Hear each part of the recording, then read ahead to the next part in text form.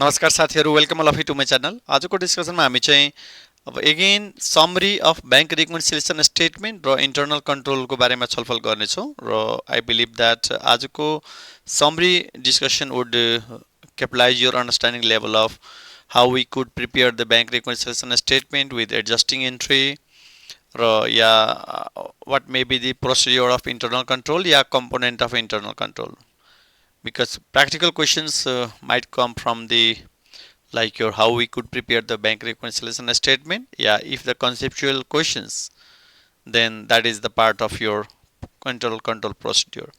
Now based on this background, let's move to the आजको डिस्कसनमा हामी बेसिकली अब जस्तो कि एडिक्वेट लेभल अफ क्यास और we can say that optimum level of cash, surplus cash र डेफिसिट क्यासको बारेमा छलफल गर्नेछौँ साथीहरु चाहिँ। र normally cash is the most liquid assets friends, as you know that liquid current assets, र it would be good to hold the neither more nor less level of current assets that form that is the cash, that is the optimum level of cash भन्छौँ।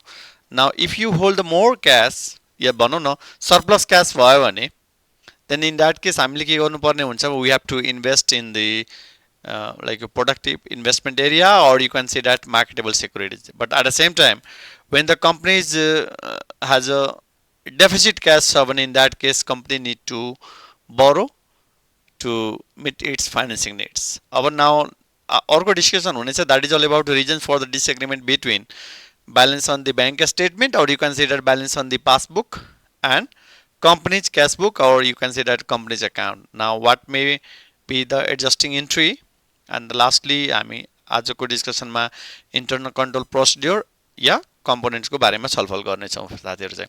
Now let's discuss about the some of the reasons that causes disagreement between the cash book balance या passbook balance, you can say that.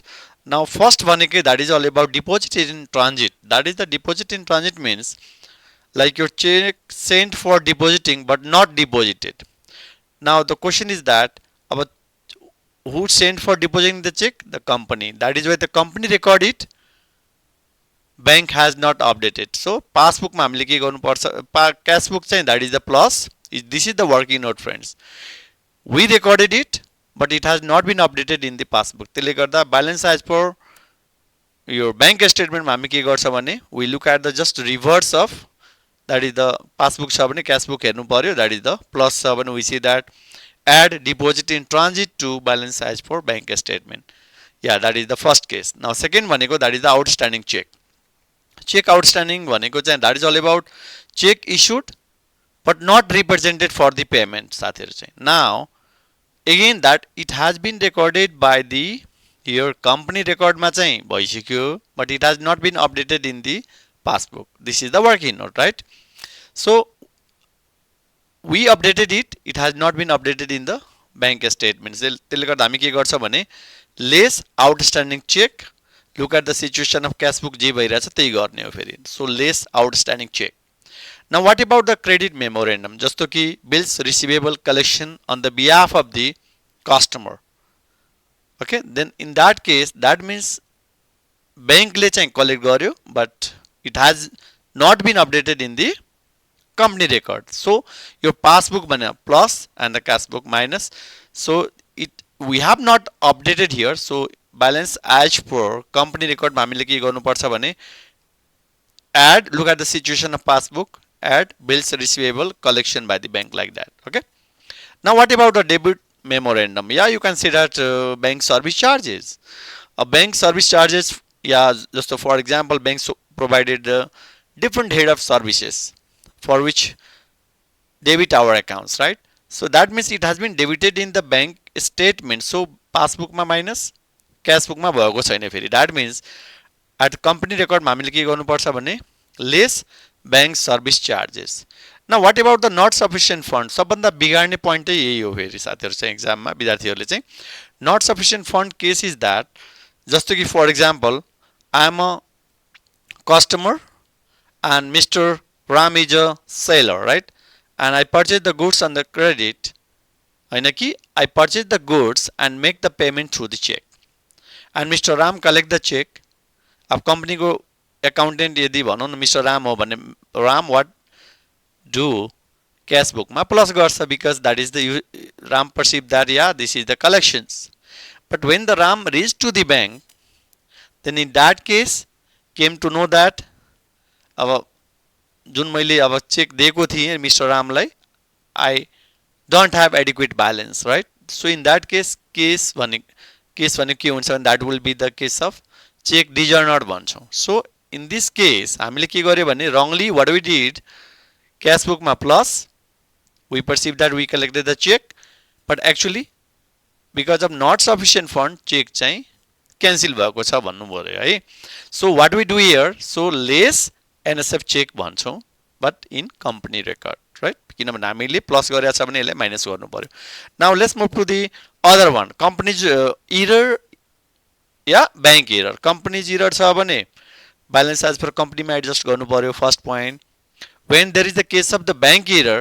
then we have to adjust balance as per bank statement balance as per bank statement remember friends एउटा deposit in transit outstanding check and third भनेको that is the bank error चाहिँ adjust हुन्छ है र company error could be like your overpayment case wrongly record भएको या underpayment case okay now anyway one hand you prepare the bank reconciliation statement following this concept now if you are asked to prepare the adjusting entry here so adjusting entry भनेको चाहिँ remember you don't need to prepare the record which had been updated in the balance as per bank statement that is the let's move to the C number भनेको that is the case of bills receivable collection by the bank so cash account debit to bills receivable okay together with interest भएको भए हामी के गर्थ्यौं भने cash account debit to bills receivable to interest revenue गर्थ्यौं फेरि बस but anyway this is not the case of interest revenue anyway now what about the D number भनेको that is the case of the debit memorandum त्यो भनेको that is the bank service charges